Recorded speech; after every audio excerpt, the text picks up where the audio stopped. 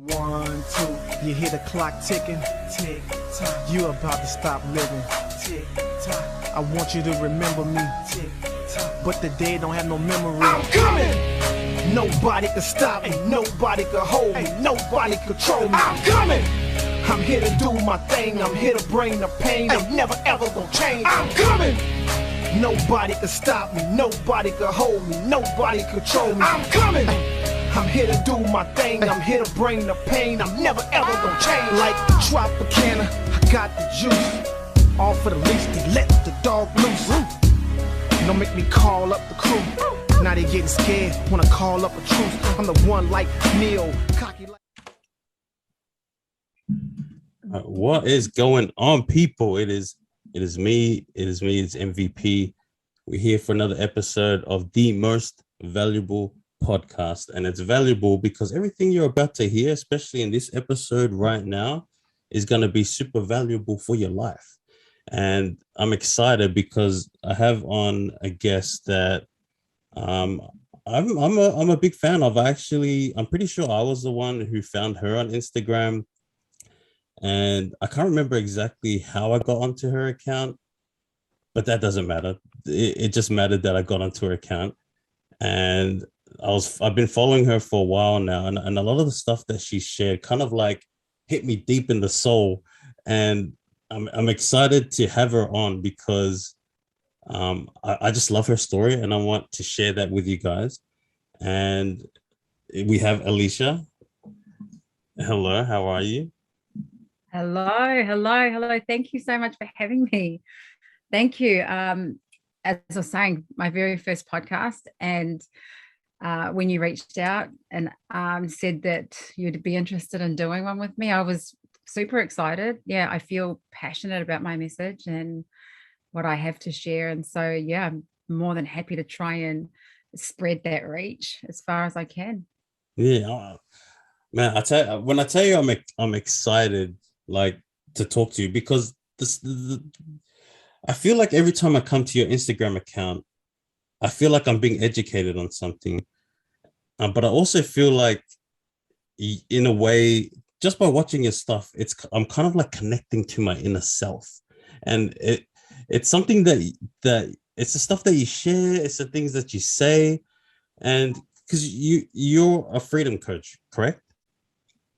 Personal freedom coach. Yeah, that's what I kind of call myself. I've got 12 more months left of a 3-year coaching course, right. Life coaching course. And I really like, they tell us what's your niche, and my niche, I felt, it's generally our own journey, what we're passionate about and what we've done for ourselves. And so I realized that's what I did for myself. I freed myself in a personal way. I felt for many years, decades actually, quite restricted and restrained in the walls that I built around my heart and the walls that I built around my mind. And so the journey that I took was to free myself from those. And I guess that's how I come up with personal freedom coach, someone who has done a bit of work on breaking down the walls that I had around my heart and my mind.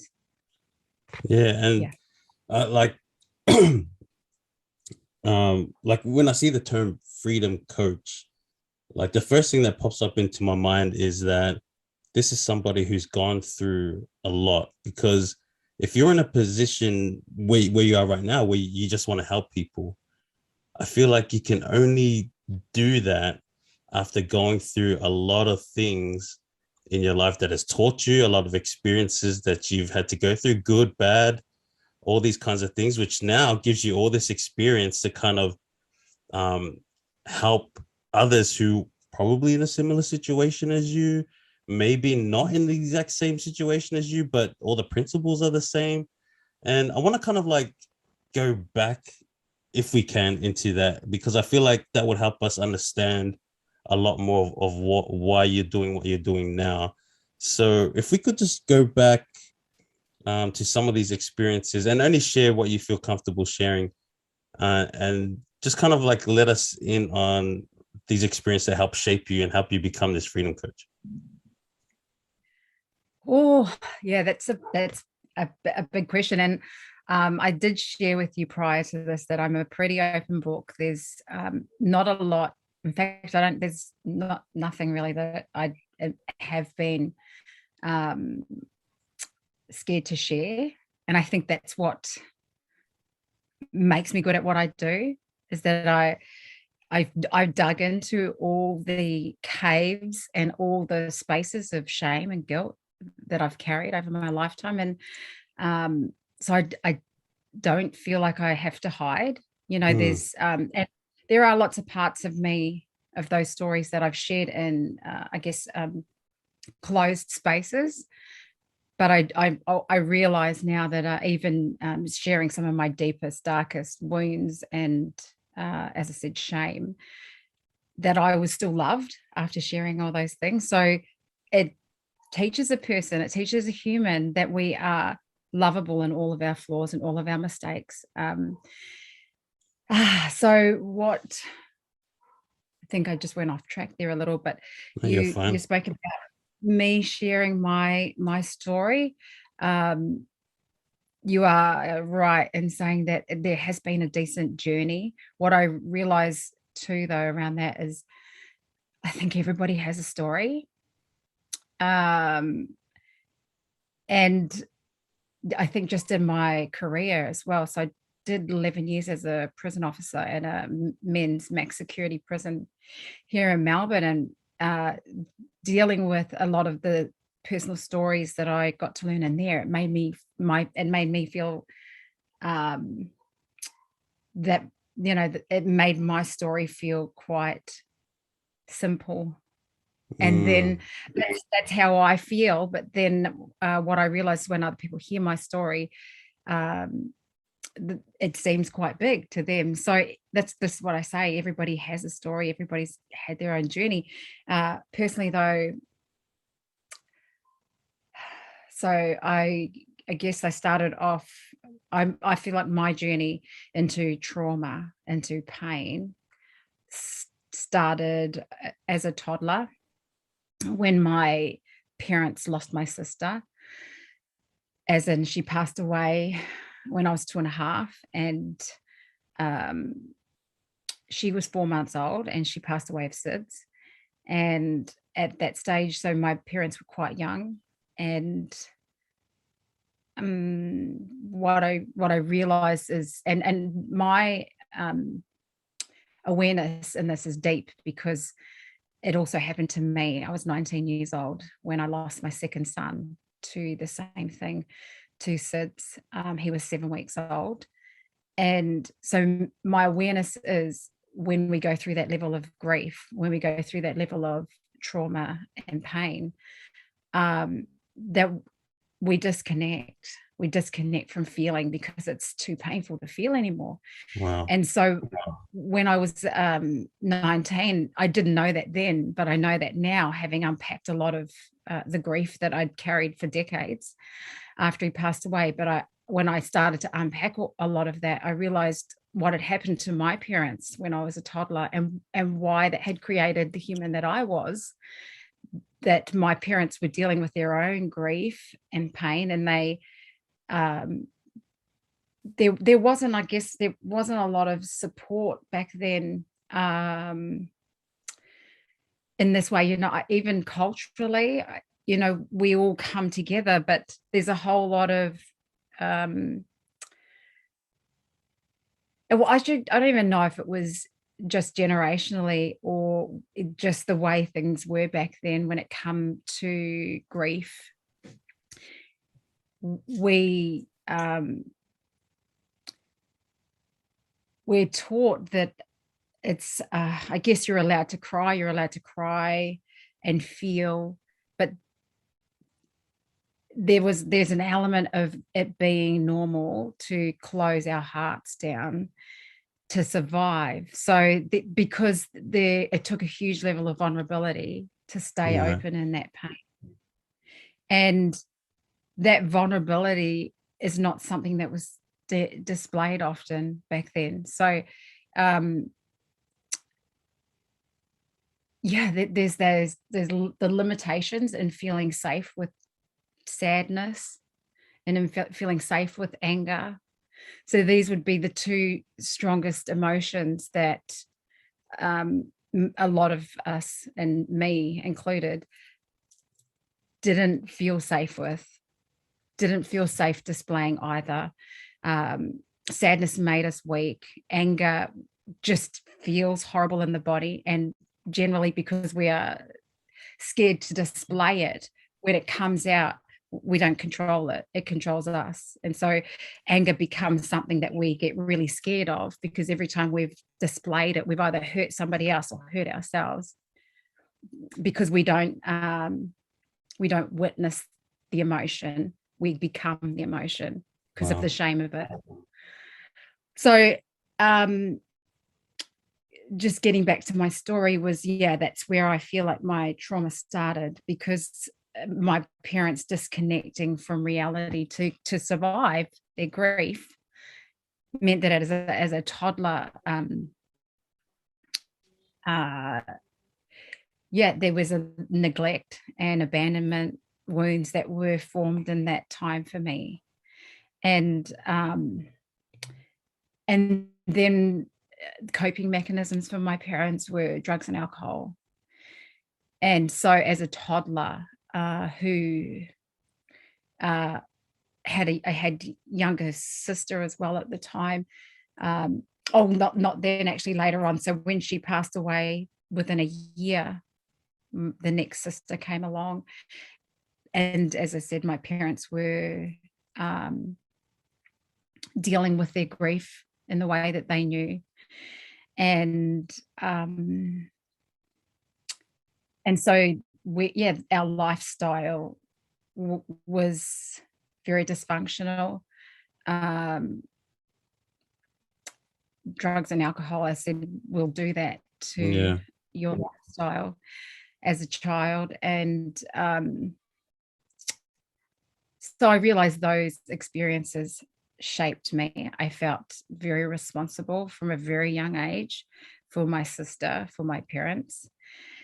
And again, like not feeling safe to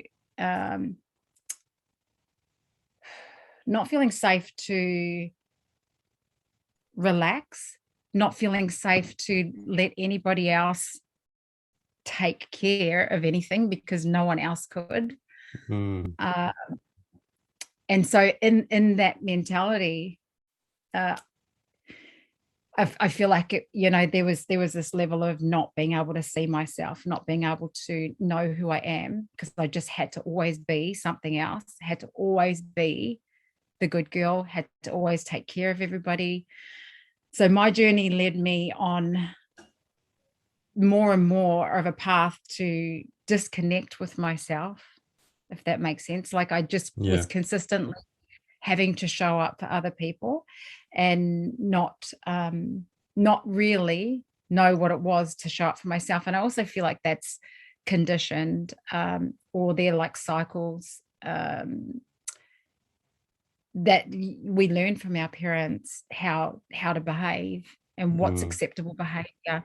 And like even now I know that my parents are not so great at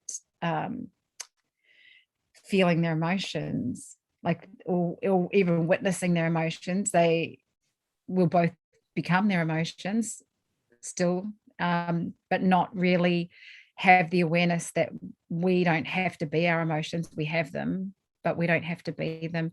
And so that's what they taught me. And I say all of this with the most respect and the most love for both of my parents, because as I mentioned, they were both operating from the experiences of life that they'd had as well. And and the knowledge that they had, we don't know what we don't know. This is one of my, like, I've got several mantras that I live by, and that's one of them. We don't know what we don't know. And we're only ever operating from the things that we've been taught. And this is a great timing, because we tend to operate a lot in fear and from fear. And I realized that was me throughout my entire life, because it was a survival mode, living in survival mode, like not really experiencing life, but just trying to manage life. And when you're living in that level, you're constantly constantly living from fear. There's not a lot of coming back to love, back to self. And so I realized that that's how I was conditioned for a lot of my life, not letting others in, not able to connect. And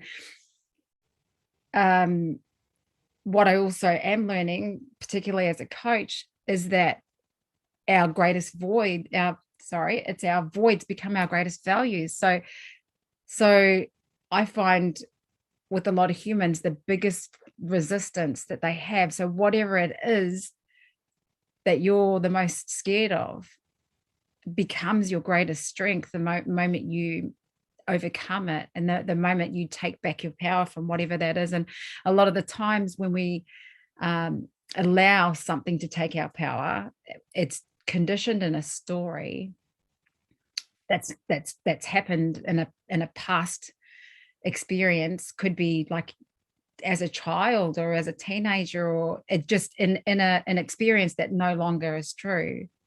But we still live from it. So we still function from it. We still react from that experience, even though it's no longer true. I think I posted something the other day around, we do more to, something about we do more to,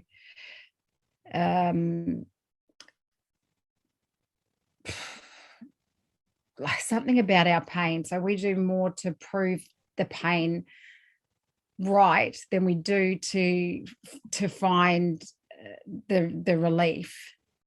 So that's just something that our mind is conditioned to do. We are conditioned to look for the hard until we allow ourselves to sit with it and unpack everything and see that we have a choice. We have choice. And I relating it back to my story again, I feel like that's what happened. I started slowly unpacking stuff and realizing my own patterns, realizing my own choices that didn't really make sense, realizing just even some of the traumatic responses that I'd have to a lot of things that didn't make sense. Like if I ever saw a red and blue flashing light, my heart would just start racing out my chest, and I'd be like, or I'd see somebody in uniform and I would start getting anxious. And so I sat with a lot of those things. I used to have nightmares, like randomly wake up screaming in the middle of the night. What else would make me scared? Like putting my hand up in a classroom. I would literally, my whole body would be shaking because I'd be so scared of actually being seen. I'm so scared of someone. I'm so scared of the teacher actually picking me. But so I don't know, something inside me wanted to speak, but if my body had this reaction of fear and being picked, because I was terrified of being seen. So it was not until I had the awareness to sit with these experiences that I had now, these current experiences I was having, and start to really ask myself, what's at the root of those behaviors? What's underneath why I'm so scared of these things? And I started to realize when it come to the police, because I'm like, why would I be scared of the cops? I work in corrections, and I it had been something that had been there since I was a child, and I'd always been scared of them, scared of blue and red flashing lights. And then I unpacked the fact that this was only a couple of years ago I figured this, that my dad dabbling in whatever he did, and I used to always have this fear that the cops were going to take my dad away. And so it was like every time a cop knocked at the door, it was like they're coming to take my dad away. Right. And so from that stage onwards, I realized I was conditioned for the rest of my life to feel like they were coming and it was unsafe for them to be around. And so every time I saw, as I said, saw a cop car, saw blue and red flashing lights, or saw someone in uniform, I would get really anxious. I still do now. Yeah. I still do it now. I don't know how much I should share here, but I got pulled up just a couple of days ago. My car rego, they said my car rego wasn't paid, and I was about to like lose myself. Because of how anxious I felt getting pulled over by the cops. It had nothing to do with my rego. My rego was actually paid. I don't know what happened, and that, no reason to lie. If it wasn't paid, I'd quite happily say to you, yeah, I fucked up. I hadn't paid it since June, but something happened in the system, and I was able to find my bank statement, which had the payment on there, but it hadn't. So from June, but the point of that story was that even now I still get anxious at the blue and red. Like literally my heart was pounding as they were pulling me over just a couple of days ago. And it's like I'm always feeling like I'm doing something wrong. Even when I know I'm not. That's that fear I have around the police. But as they came to my window, I remember this is some tools that I never had, like I've never had before until I went on this journey of self-healing, that I was saying to myself as they were getting out of their car, like, just turn your car off. And I was saying to myself, just take some deep breaths, Aleesha. And I was actually talking to myself. I'm saying, you've done nothing wrong. You've done nothing wrong. Just take some deep breaths. You're all right. And so by the time they came to the window, I was able to speak. But in reflection, I realized the person I was probably only 2 or 3 years ago would have just burst into tears because I didn't know how to self-regulate. My emotions would just be so out of hand that I would normally have lost my shit pretty instantly. And so there's going on this journey for me that's meant healing a lot of these programs and these cycles, and just really having the courage to unpack my own shit and have a look at it to see the ways that I was acting and the ways that I acted that weren't serving me and the ways that were keeping me in the pain that I was in, and then being able to start changing those things. Yeah, that's insane. I think about just listening to that. It's like you made choices to break out of these things that were holding you down, and I thank you for that, because now we have you taking up this space in where there's so many of us that are still caught up by our past and things that we've grown up believing that are holding us back now. And you're in a beautiful position to help those people. So I thank you, one, just for making the decisions that you made, and now it's put you in a position where you could really bless somebody's life. A question that I have, I was just thinking of it as you were discussing, because when I see you, I see just a strong woman, and there's so many women that I know and some women that I've spoken to that have trauma that they really keep in, like they don't feel safe to express it or to share their story. I feel that, not to say when somebody can come out and share their story, I feel like that's really up to the individual. Some people are like, why is this person sharing this story from 25 years ago? Like, it's so long ago. And I feel like, well, maybe they're sharing it now because they feel safe to share it now. The importance of someone sharing their story, is that something that you feel is important to healing? Most definitely. Like a lot of, so I would say my experience anyway was there's a huge level of shame. There's a huge level of even guilt around our stories, which is why a lot of us don't share. And it's also why a lot get triggered by other people sharing, because the guilt and shame in their own stories. It's like, oh, please don't share your story with me. Because if you share, then like, people are going to expect me to share. And I don't want to share my shit because my shit's like too scary to share. And so we get triggered by watching other people share. That, like, that's my experience of before I started being or feeling safe to share who I was realizing that when people were vulnerable, because that's what vulnerability does, it like breaks down these walls, and it can shine a light on others in the places that they're hiding. And this is it. Like, honestly, when we're hiding, it's really hard to be authentic. It's really hard to come from integrity because there's parts of us that we are refusing to acknowledge.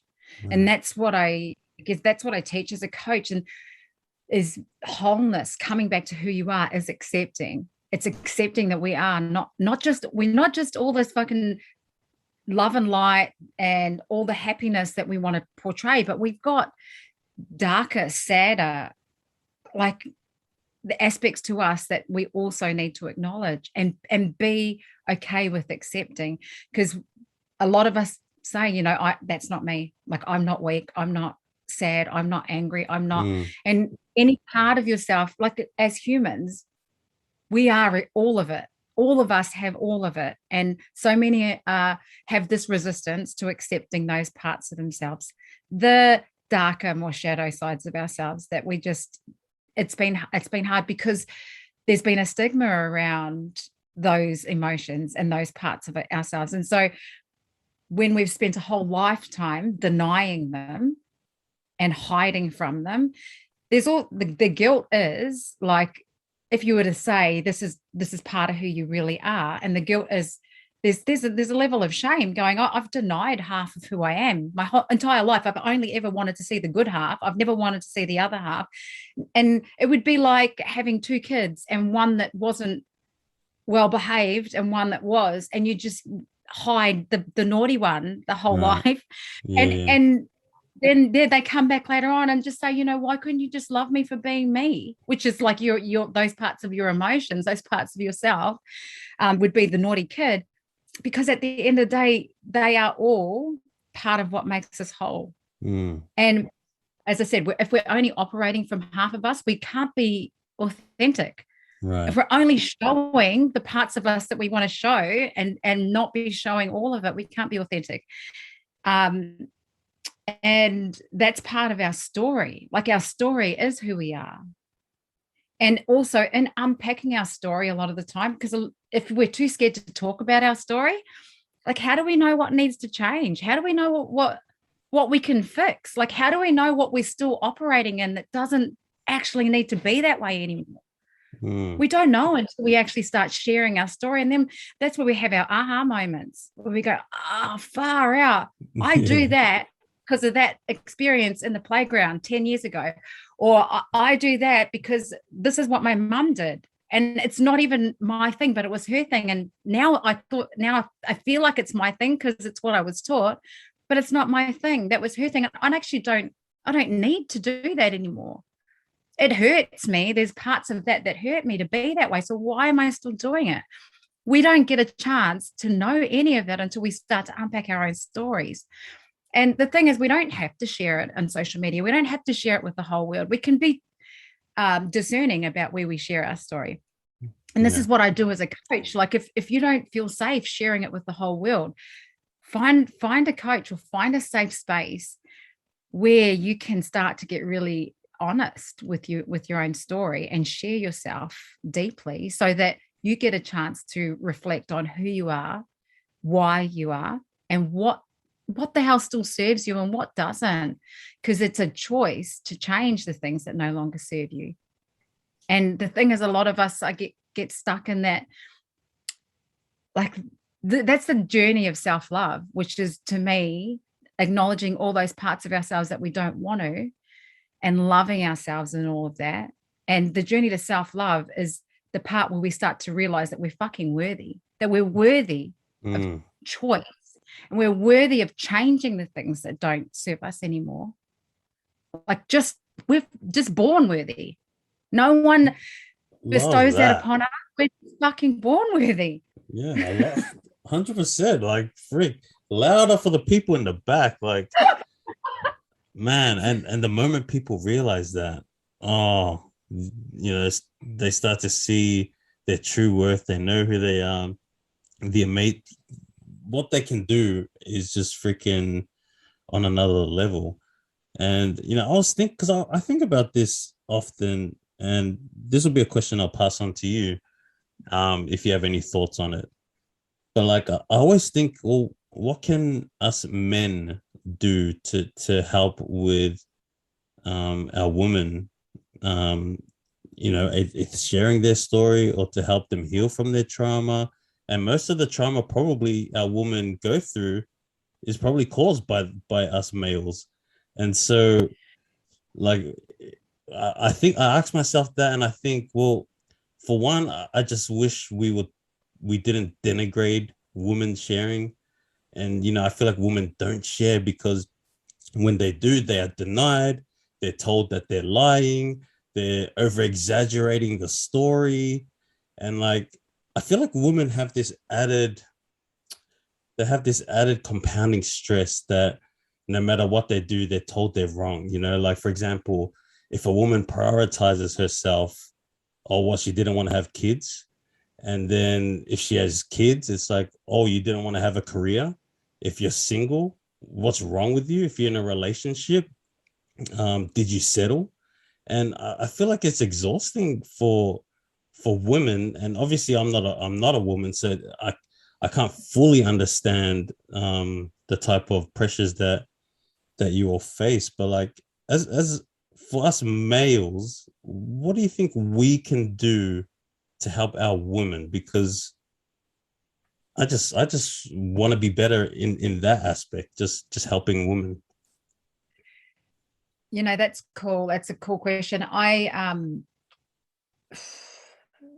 Because I said I worked in a men's max security prison for 11 years. And so I dealt with men every day. And when I went into my coaching career, so I just left my job in December last year.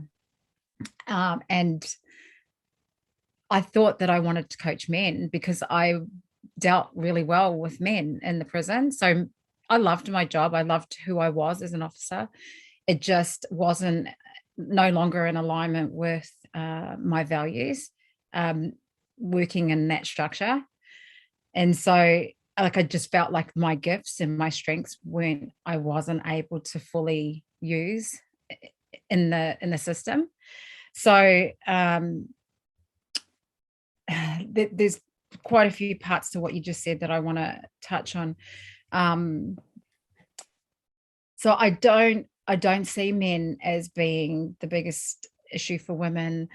I feel like there probably was a time in my life that I used to project on men as being the reason, like when I sat heavily in victim mode, and I wanted to blame men. Like I've had several like experiences, children, like I've got 5 kids. I probably should have introduced more of myself. I've got five children at age between 16 and 26. I did speak into, I lost my second son. He would have been 25 last month. So I've got 4 live kids, and being married, I was married for 20 years. And my eldest 2 had a different father. So I've had 2 relationships in my life for 5 years, and then 20 years, as I was saying. And then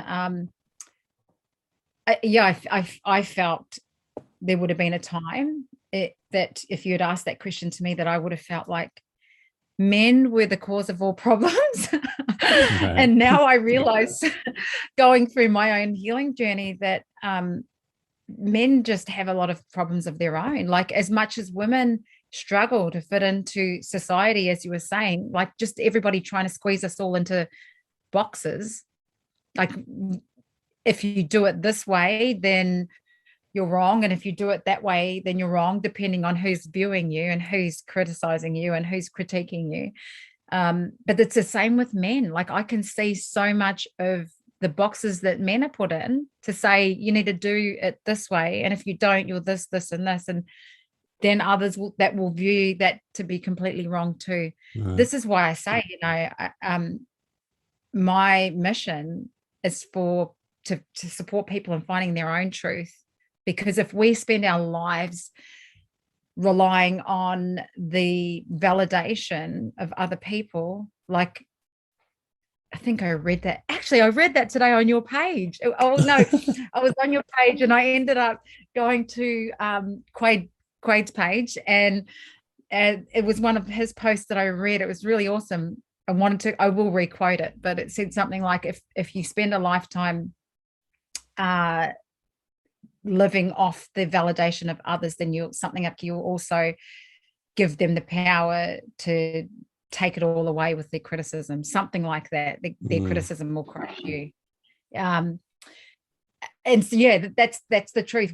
If we can come back to trusting and knowing deeply who we are without the validation of other people, validating ourselves, and then it doesn't really matter what other people think, because they're all going to put you in a different box to suit them anyway. So when it comes to, I just think it's a human thing, not men, not women. It's a human thing that we all just need to find our own truth, like come back to ourselves and be able to choose what box fits well for us, or to say, fuck the box. I don't even want a box. Like, just be able to choose for yourself what it is you want and what feels right for you. And so, though, like when it comes to women and what our problems are, and as I started to unpack my shit, was realizing that sisterhood wounds are massive. And although a lot of them will come from relationships with men, like a lot of sisterhood wounds, because there's jealousy and competition and comparison that comes in those wounds, and a lot of them will be based on the male attention, but that comes back to us as women. It comes back to us as sisters, not the men. Like, I think at the end of the day, if we're constantly projecting our behaviors and our choices and our feelings on somebody else, we're always going to be on the back foot and at a loss. So the moment we come back to owning the responsibility as ours, so as I was saying, the sisterhood wounds that go on, where we get all competitive and comparison and judgmental of each other, it's not about the men. Even though we might be thinking we're fighting over men, it's about each other. And so if we can come back to going, okay, it's my responsibility to not be that person. It's my responsibility to heal that and realize it's not about him or her, it's me and the way I see things. Coming back to self is also owning personal responsibility for who we are and how we show up in this world and how we choose to be. But when it comes to how men can help, I also love that conversation, because the whole dynamic of masculine, feminine energy for me has been really another passion of mine. And because it's something that I navigated within me to, I guess, to create that wholeness, to come back to wholeness, knowing that I'm not just a woman, I am a woman, but internally there is energies that I carry, and all of us humans carrying dark and light, we carry masculine, feminine energies as well. And a lot of us that have lived, which I can say, well, the women in my life that I know personally, like family and close friends, that most of them Polynesian, Māori, carry quite a strong masculine, the women. Yeah. And I think it's like, for me, if I look at it deeper, I've acknowledged that it's come from living in survival mode, living very much in survival mode, and having to carry a lot more of that, the hardened front, rather than the nurturing, the soft opening. And it's not that we're not nurturing and not loving, but it's that level of having to be the protector and provider in a lot of ways, having to lean into that survival mode. Like, survival mode has forced us into being that protector and provider that is naturally a masculine trait. And so when our women are carrying so much of that masculine trait, it's triggering to men. Like, we're not creating space for our men to be masculine, to come in with that energy. So and this is where I'm saying, like, there's a lot of people going, they want to blame the men, and I can't blame the men. I'm like, even if my own friends or my own clients would say to me, oh, this and this, I'll always come back to, what role are you playing in this? How are you responsible for what's happening? Are you giving your man space to step up? Are you creating that safety where he feels okay to be a man? Or are you holding those spaces where he doesn't feel safe to come in there, because there's a resistance to you not being able to open up and not being able to feel safe in your feminine? And I guess a lot of that too is, like, a lot of our women haven't felt safe in our feminine because we've had to carry so much masculine. So there's this lack of trust. And I feel like this is the key to so much at the moment, is that there's such a lack of trust, because when there's a lack of trust, we operate from fear instead of love. And so this is the importance of coming back to self. When we can trust ourselves, like, we literally can't trust anybody else if we're not trusting ourselves. And that is the truth of it. You must trust yourself to be able to trust anything outside of you. Otherwise, you're literally manipulating and trying to control your outer world to be what you need it to be, because you don't trust yourself. Right. Beautiful. So I love that. Sometimes I feel like I talk too fast, but No, so that's coming beautiful. back, trusting, if we can trust ourselves, we open ourselves up to trust others. Like, and I feel like a lot of it is that like in my own story was, I realized there was, when I wasn't trusting, when I had like no trust at all, I spent my lifetime, like I said, hiding behind walls, because that's part of not trusting. It's like, if I have these walls up around my heart and my mind, then I can't get hurt. No one can hurt me, because I don't trust anybody to actually be able to see me and hold my heart and be able to still be safe in that. So I'll just, a lot of us will just build up layer and layer and layer of walls around ourselves to keep ourselves safe. And it is a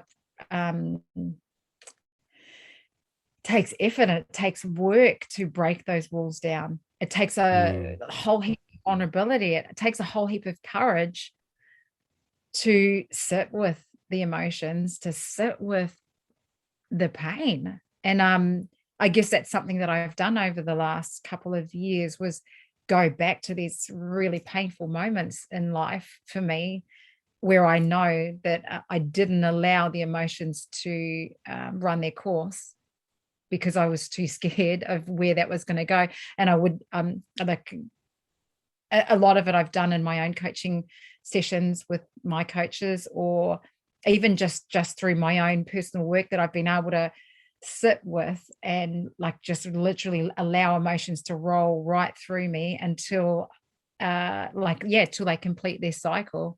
And so that when I feel triggered in that same way again,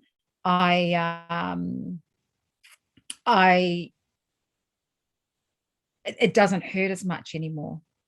So I don't have to shut down. I can stay open and I can keep feeling. And yeah, so that's part of breaking those walls down. And the more we break the walls down, the more we trust. The more we trust, the more we get to allow a space for others to come in and be whatever it is that they need to be without challenging that. I also realized too that I feel my lack of trust was knowing that my behaviors, that I like the cycles and the conditioning and the patterns that played out were consistently compromising myself, consistently putting myself last, consistently disregarding myself. And that's the life of a people pleaser. That's the life of an overgiver. That's the life of somebody who doesn't know how to take care of themselves. So, or finds their value outside of themselves.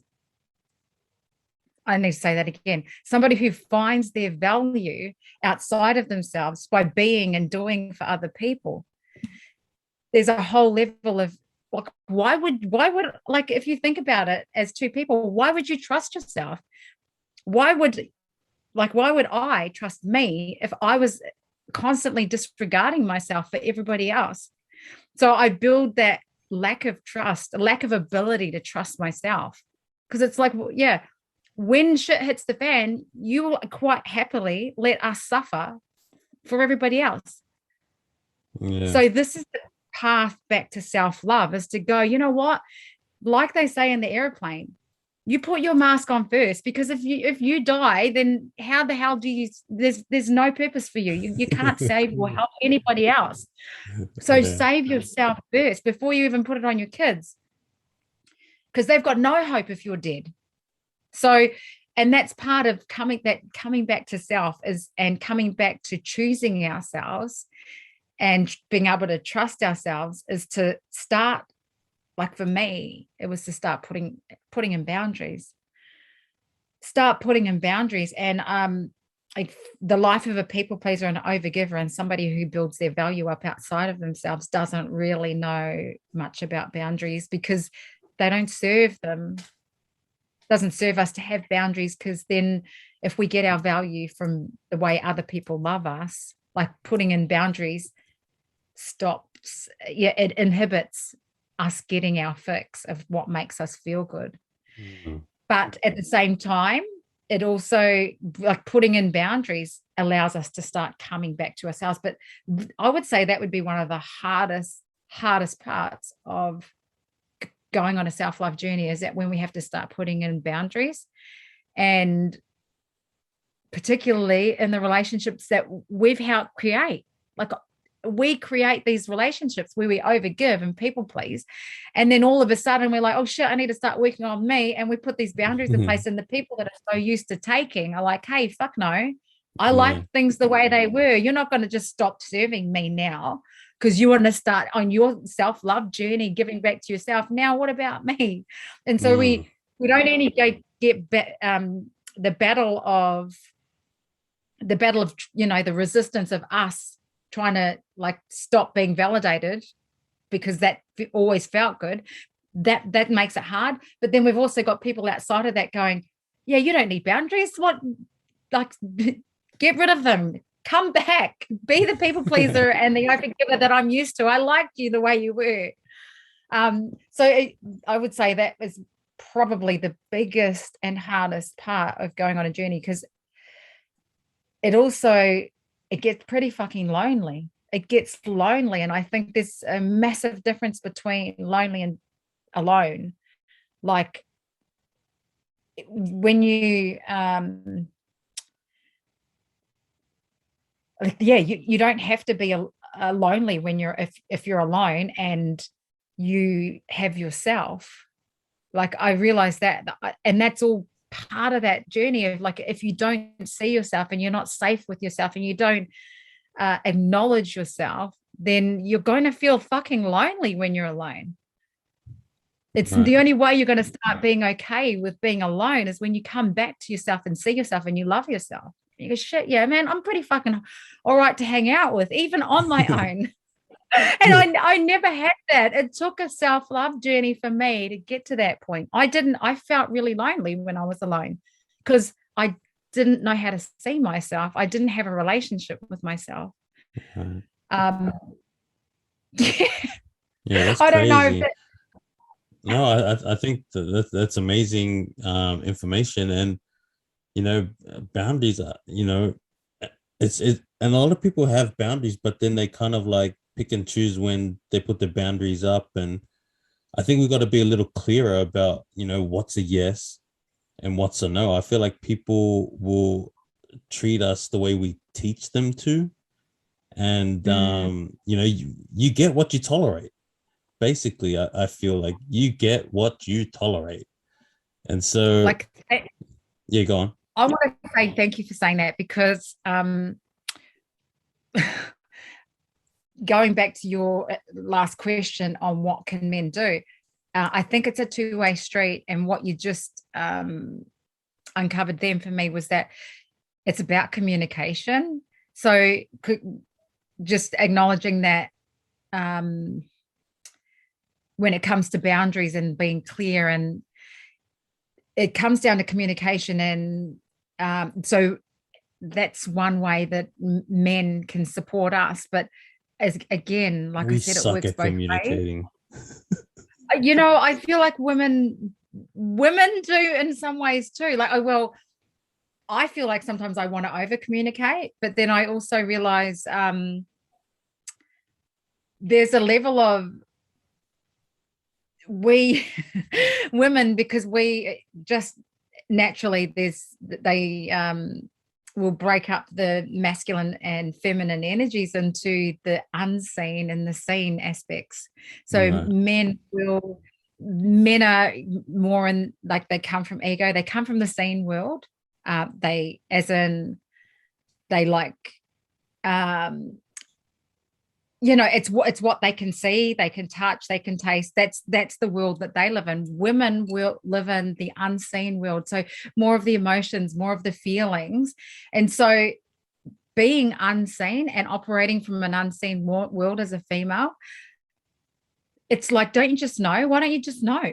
Because Right. that's what we come from, feelings and emotions. And we like the intuitiveness of a woman, that's kind of what. And then I feel like sometimes, because we just know, we just expect men to just know, and it's not how it works. So Yeah. it's, when I talk Yeah. about communication, it works both ways, men and women. I feel like there's a whole level of communication that's going to really improve relationships, and just the journey of men and women. Like, if the communication can become clearer. And I think a lot of that is probably based in creating a safe space for each other, to be able to be honest, to be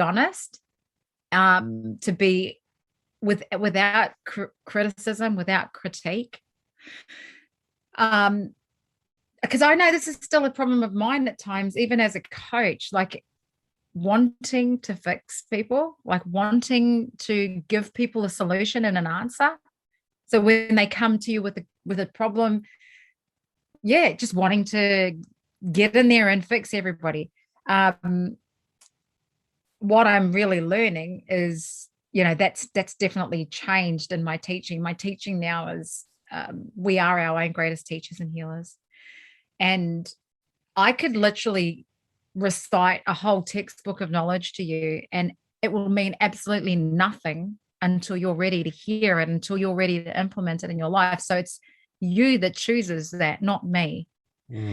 And So that's why I say we are our own greatest teachers and healers, because we will only change something or learn something when we're ready. It doesn't matter. You can hold the same message by 10 people, and it's not till you hear it an 11th time that you decide, oh yeah, okay, I might try that, and it works. Yeah. So yeah, I just believe that we are our own greatest healers and teachers. And so when it comes for me to healing spaces now, I realize sometimes the best thing we can do is just listen. And this is why I feel like story is so powerful. Like if we can just listen with an open, loving heart and witness somebody in their story without critiquing them, without trying to fix them, without dismissing them, that there in itself is healing. Like just the fact that they got to tell their story without feeling judged. That's amazing. They get a chance. They get a chance to start having these aha moments and healings for themselves. So that's what I'm saying. I think as a healer, that's what I do. I create a space I facilitate a space for somebody else to heal themselves. Yeah, it's amazing that you've created a platform like that because sometimes a lot of us don't know where to go, how to go about it. And so when we have platforms like this available to us, especially for us Polynesians, because this is kind of all new to us. Like we've always dealt with things the way and you mentioned this in the beginning with your parents. It's like, we don't even blame them because that's just all they knew. And so they pass that on to us. And that's like, now we're seeing in this new day and age, this new world that we're living in, that there are platforms out here like yourselves, like the one that you're running yourself. And I think it's amazing. I got a couple more for you. Now, I know we can go on all day, and there's a lot of education happening right now, especially for me. And, I love what you're saying about, how what has taught us to look at ourselves as so small when we look at everybody else as so big. And when I see you, I just I feel the love that you have for yourself. When you talk about self-love, I feel it. I see it in you. For example, so there's this post that you share on your Instagram photos where you're pretty much those ones on the beach where and I don't look at it in like a creepy way, and I'm sure there are probably guys out there that do, but like for me, when I see those types of pictures, it's like I feel I'm trying to give you like my first impressions when I see them. I feel someone who is sure of herself. I see a confidence. I see freedom. Like these are things that I get just from an image. And I feel like a picture tells a lot of words, and those are what I see. And can you just share with me the purpose behind, because you could share the message in a different way, but you chose to share in pictures like that where you're really exposed. And I guess I just want to know the story behind why you share those, because I think it's powerful and I think it's strong that you share it that way. Oh man, this is such a fucking good question. Thank you. I love this question. I love it. Because yeah, you're right. It wasn't until you started asking and the way you explained it that I was having all these aha moments dropping in for me as to why. I'm really fortunate to have the woman who I've done 3 of her photo shoots now. Claire from Transformational Photography. She's amazing, to be honest, and she runs like women's circles. So they're it's more than a photo shoot. They're women's circles where we come and gather as women. We drink cacao and we have like circle type conversations, like where we get to speak about something quite vulnerably. And then she takes us through almost like a journey while we take these pics. And what I learned after the first one, that's why I feel like this question's pretty freaking powerful, is that the first one I did, as I said, I've done 3 now, and the first one I did would have been maybe 2 or 3 months ago. And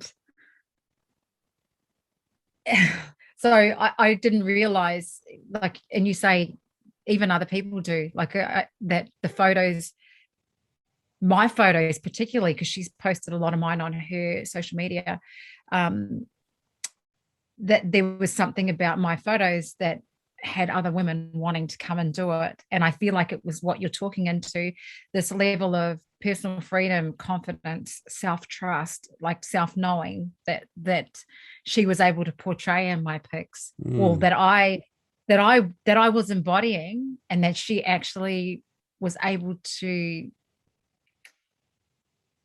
capture. Right. She captured it.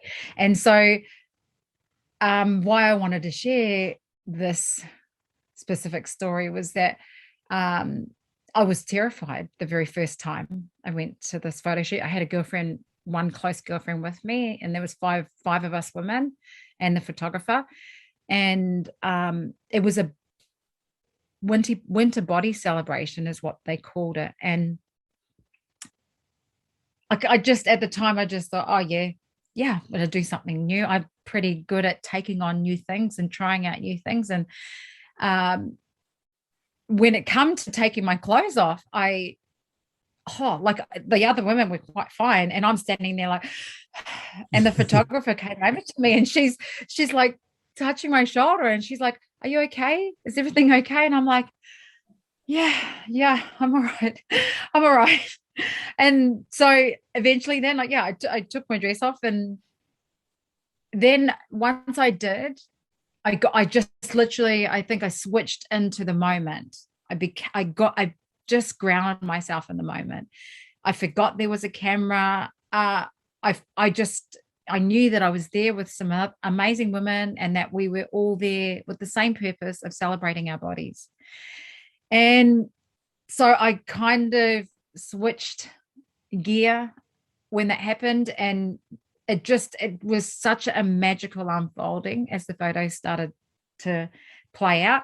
And then it was over, and I thought, wow, that was a beautiful experience. Beautiful. Anyhow, I got home, and it took her like just over a day to send us out all the photos. And she sent us all out the photos of everybody. And I was getting ready for something. This was the next day. And I thought, oh, well, I'm getting ready, I'll just quickly flick through the photos. And I clicked on the link, and I went in, and I saw the first like 5 photos, and I felt so sick. I was like, I felt horrible. I saw my body, and I'm like, ah! I was like, I ended up shutting it. I couldn't even look. Like, there's like 100 photos in there, and I saw 5, and I was like, I can't look at it anymore. I rang my girlfriend, and the 2 of us were both saying the same thing. Like, we were so deeply challenged at looking at our own bodies. And when we did see them, there was so much shame that come up, and so many negative inner thoughts that came up. And like, so this is the funny thing, because I shared this at the second circle, like when I unpacked in the second circle about what I got out of the first one, which was going through that process, which was really daunting and scary, like to go shit, like, and be so challenged as like a personal freedom self-love coach, and then to see my body and feel that way. And like, you don't love yourself. You're not accepting of all the things about yourself that you see as flaws. So it took me about an hour anyhow. And so an hour later, I'd like, obviously by this stage, taken a few deep breaths. And then I went back in a second time into the photos. And by that stage, I had much kinder eyes and much more accepting eyes, and so I started flicking through the photos, and they just slowly grew on me. And I started to see my flaws as beauty as well. And I say my flaws, my scars and my stretch marks and my cellulite. And I saw all these other parts of me that I know that I'd previously judged. And I don't feel like I'd ever loved myself so deeply when I got to that acceptance of those photos. Wow. Like it taught me a soul deep love. Like I thought, oh yeah, you love yourself, but that challenged me to recognize how I wasn't loving myself. There was no body acceptance.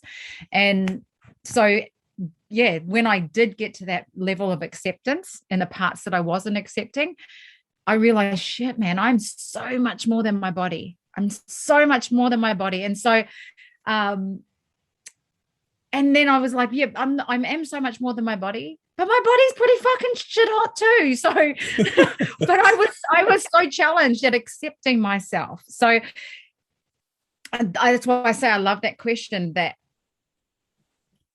it, there, I didn't realize there was thought behind the way I shared my pictures, but I just know that there's a deep connection to the transformation, the internal transformation I got in the process of those photos coming about.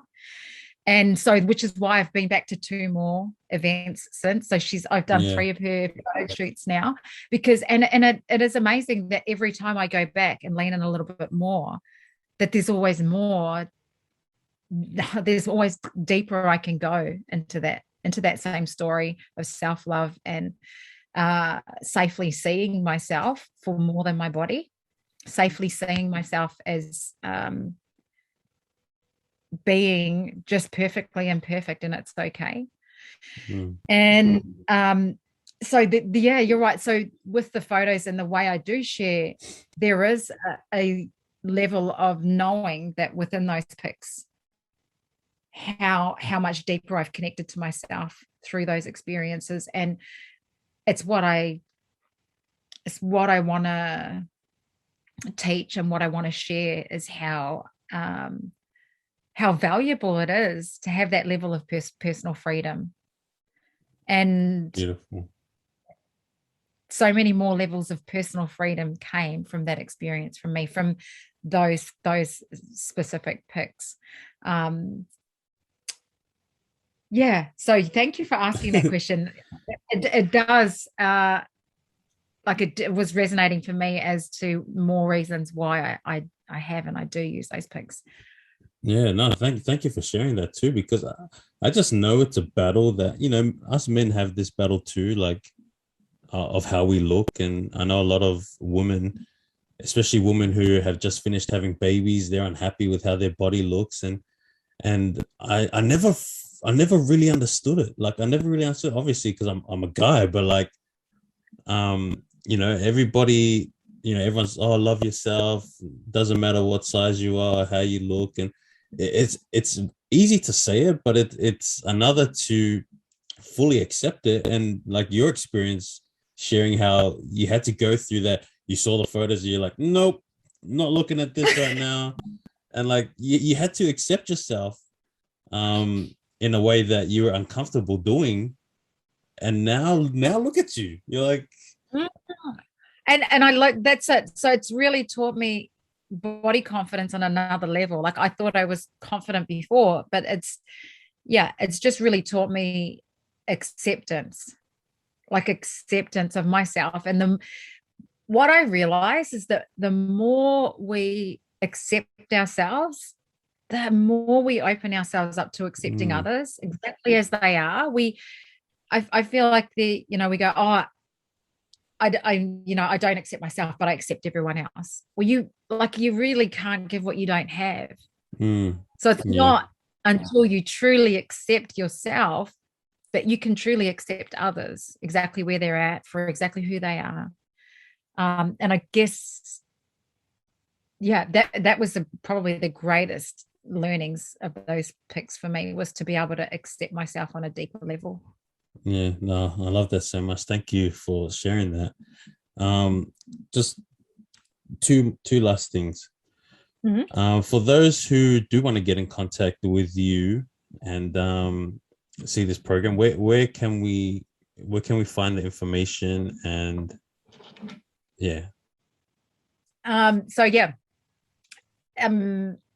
I've got most of my marketing is done through social media, so Facebook and Instagram.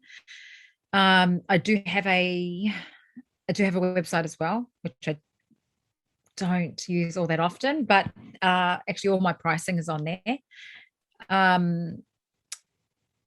But yeah, so for my program, round 2, like of Journey to Self, so we just completed round 1. I think it was last week, which was the first group coaching program for women that I had run. We had 13 women. It's 6 weeks online weekly calls, and it was phenomenal. It was amazing. The next round is going to start on the 6th of October. So not next Wednesday, the Wednesday after. So 2 weeks from today, actually. I kind of thought I wanted to start it this week, and then I realized it's school holidays. And with what's going on around, I just thought it's a good time for families to be able to be together without stressing about homeschooling and whatever else. Very thoughtful of you. Yeah, I thought that, and you know what, even me, I felt like, no, I also need this time to ground and find myself again. So 6th of August, which is when school's supposed to go back, if it does, it will be when round 2 kicks off. Definitely looking for more, to fill more spots. And then I do one-on-one coaching as well. So one-on-one coaching,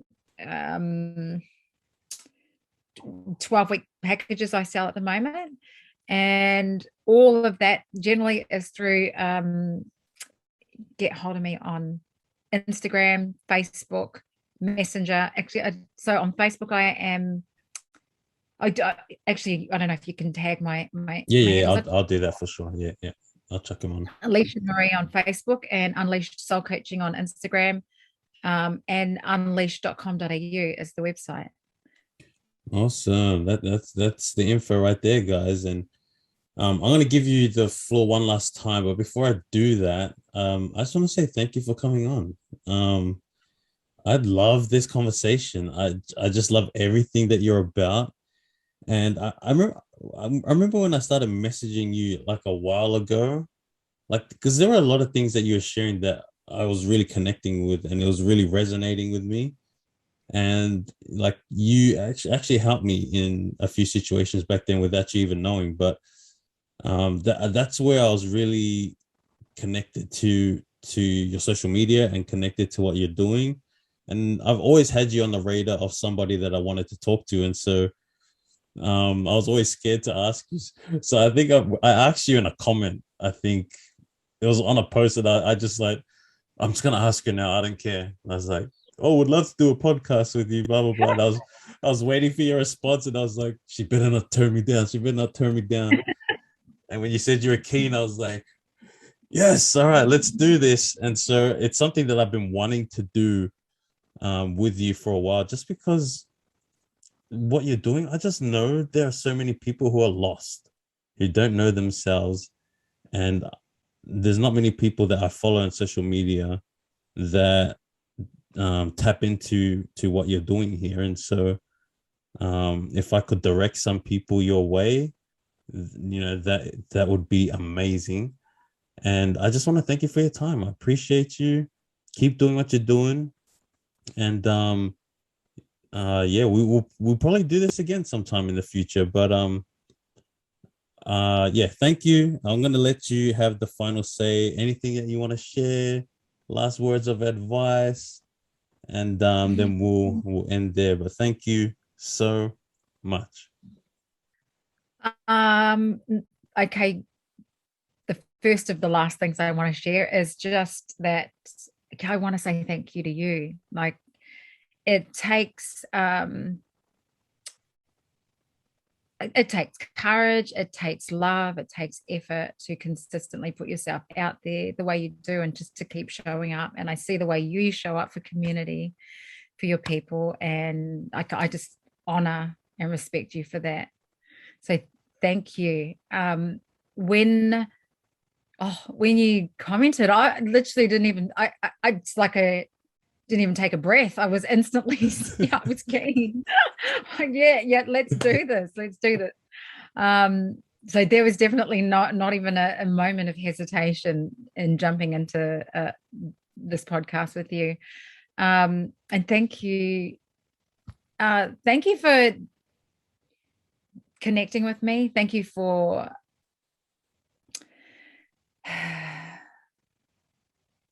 sharing what my message has done for you. I realized that on my journey, I just wanted to continue to speak my truth. And whenever it has a positive impact on others, to me, that's just an extra blessing. So thank you for sharing that it has been positive for you to hear my story. Lastly, so my last words, I really just want to share that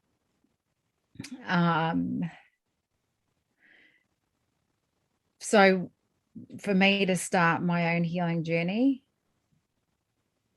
I love getting to the stage where I know I'm feeling vulnerable.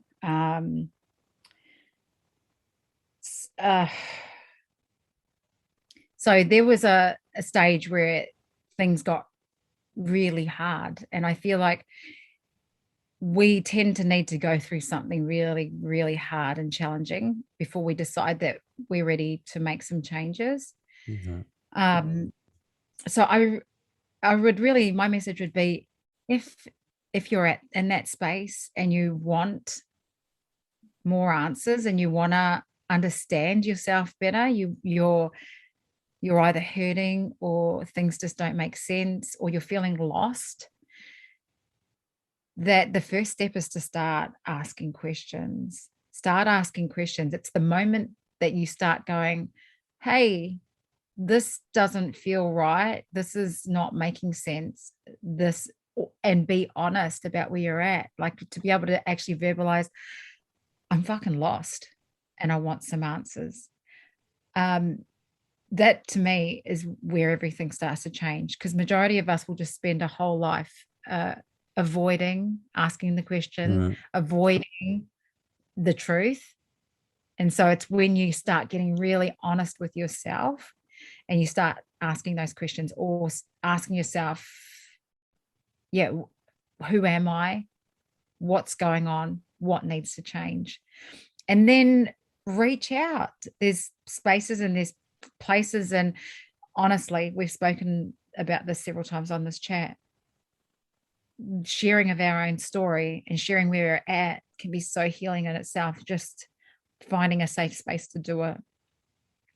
So I offer free discovery calls if anybody wants like a clarity call or a brainstorm call, I call them. If you just want a space to start that journey, like hit me up. And I would love, if you've got questions, I'm always open for any other questions as well. Beautiful. Yeah. Thank you for having me. No, thank you. I loved it.